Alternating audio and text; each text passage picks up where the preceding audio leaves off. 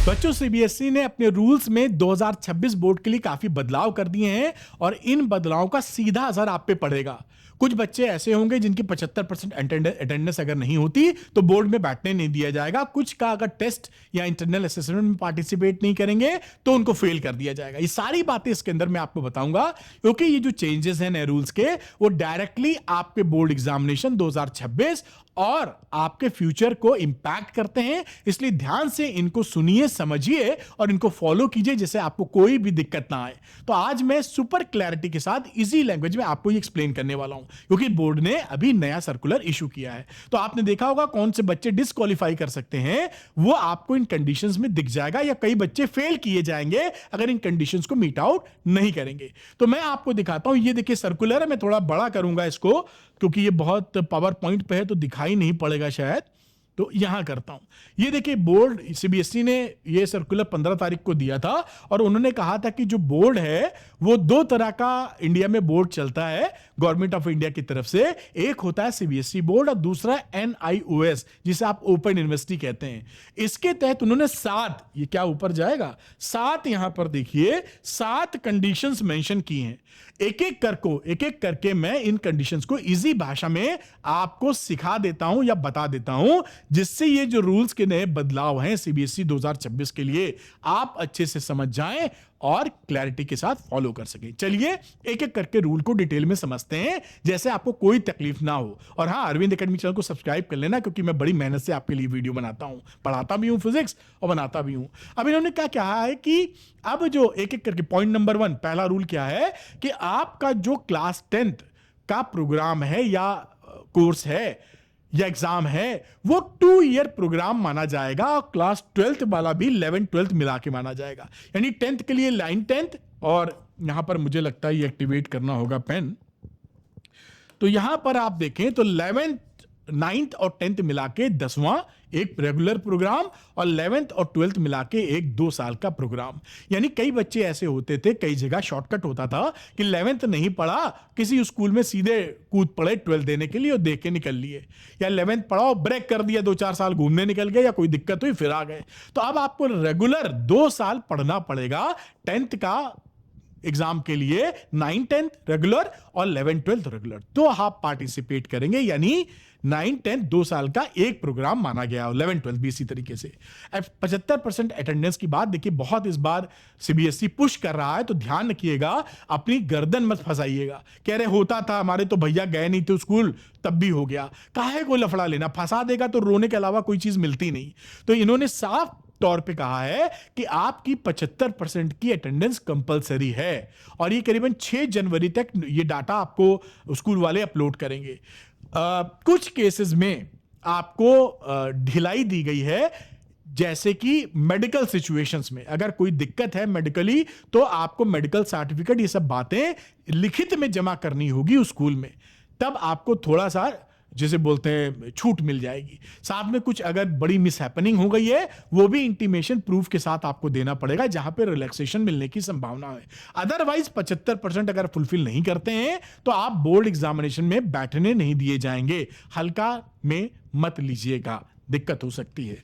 दूसरी, internal assessment, ये बड़ी ट्रिकी बात आ गई है। जो बच्चे डमी स्कूल में भी पढ़ रहे हैं, कुछ होंगे जरूर, वो भी ध्यान से सुनिए, इशू बहुत बड़ा हो सकता है।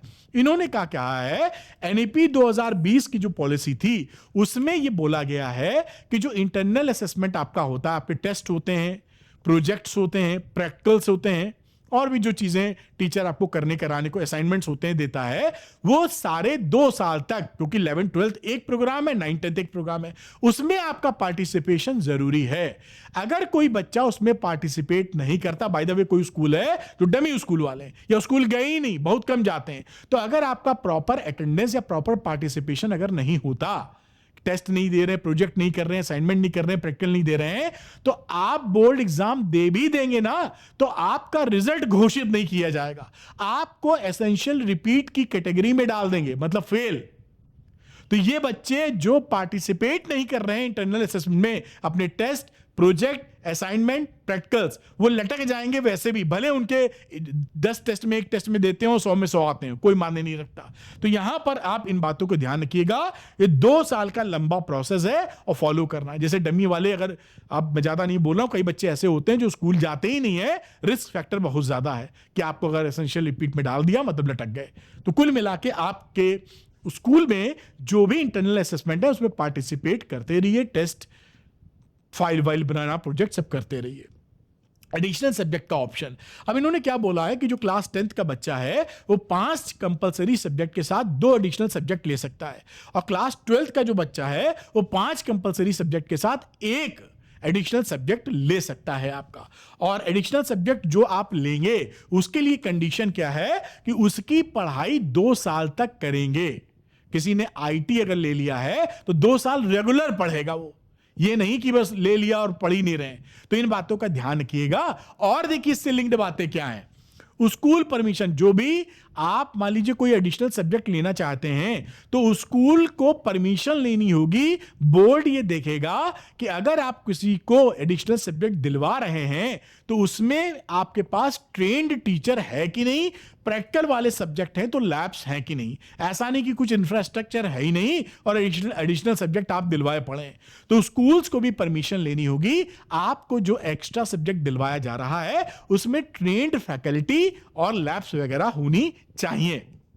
अब देखिए, अगर आप पहले किसी एडिशनल सब्जेक्ट में, 7वां 6ठा पॉइंट है, पहले किसी एडिशनल सब्जेक्ट में आपकी कंपार्टमेंट लग गई है या आप रिपीट में आ गए हैं, फेल हो गए हैं, तो रेगुलर एग्जाम अलाउड नहीं है। फिर एज ए प्राइवेट कैंडिडेट ही आप भरेंगे और आपकी जो मार्कशीट होगी वो प्राइवेट कैंडिडेट की आएगी।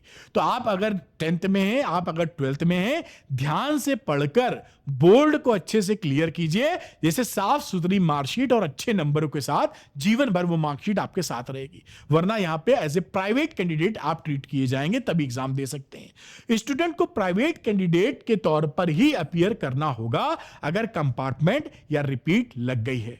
नंबर 7, आखिरी जो पॉइंट था इनका, वो भी समझ लेते हैं। कह रहा है कि अगर कंडीशंस फॉलो नहीं होती, मतलब not eligible for private in additional subject, अगर एज ए प्राइवेट भी आप देने जा रहे हो एडिशनल के लिए लेकिन ऊपर की कंडीशन फॉलो नहीं करते आप, तो भी नहीं देने दिए जाओगे जो कंडीशंस मैंने बताई। तो अगर कंडीशंस फॉलो नहीं होती, एडिशनल सब्जेक्ट के लिए प्राइवेट एग्जाम भी अलाउड नहीं होगा। मैं आपको बार बार ये क्यों कह रहा हूं, क्योंकि बोर्ड इस बार कई बार सर्कुलर निकाल चुका है। तो आप ध्यान रखिए कि हल्के में मत लीजिए।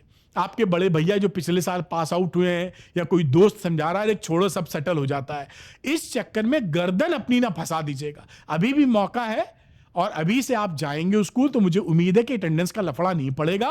जो टेस्ट, प्रोजेक्ट और असाइनमेंट दिए जा रहे हैं उसमें पार्टिसिपेट करते रहिए। कम आए नंबर, ज्यादा नंबर आए, पढ़ते रहिए, करते रहिए। Participation is more important than becoming a champion, क्योंकि जो पार्टिसिपेट ही नहीं करेगा वो तो पहले ही हार गया और जो पार्टिसिपेट किया वो तो चैंपियन बन सकता है। तो आप मुझे कमेंट करके बताइए कि कितना % अटेंडेंस है आपका, आप सेफ जोन में हैं या गोटी अभी फंसी हुई है। अच्छा, अब आपके दिमाग में होगा कि अगर आप फिजिक्स पढ़ रहे हैं तो कैसे फिजिक्स को आसान तरीके से पढ़ें और अच्छे मार्क्स लेके आए, क्योंकि अब तो ये भी न्यूज आ रही है कि बोर्ड के मार्क्स आपके सीयूईटी में भी जोड़े जाएंगे, वेटेज दिया जाएगा। कल की ही न्यूज है। तो ये मतलब आपका जो सिलेक्शन है उसमें बोर्ड के मार्क्स का वेटेज होगा। तो उसको देखते हुए आप मेरे साथ द्रोणा में जुड़ सकते हैं और द्रोणा में मैं लाइव क्लास भी लेता हूं, साथ में NCERT exercise, examples, last 10 years PYQs, assignment, notes, सब कुछ आपको एक ही जगह मिल जाता है, कहीं भटकना नहीं पड़ता। तो द्रोणा आपके लिए वन स्टॉप सॉल्यूशन है। High quality content, very reasonable fees. तो आप द्रोणा को जो बच्चे ज्वाइन करना चाहते हैं तो द्रोणा ज्वाइन करने के लिए क्या करना है, आपको अरविंद एकेडमी ऐप को डाउनलोड करना है। लिंक डिस्क्रिप्शन में मिलेगा। अरविंद एकेडमी ऐप को डाउनलोड करिए, स्टोर सेक्शन में आइए, वहां पर द्रोणा दिखाई पड़ेगा। द्रोणा लेकर मेरे साथ पढ़ाई को आगे बढ़ा सकते हैं। Thank you very much. ऐसे ही अपडेट्स लेने हैं, अच्छी पढ़ाई करनी है फिजिक्स की, तो अरविंद एकेडमी चैनल के साथ जुड़ जाओ। Thank you, bye bye.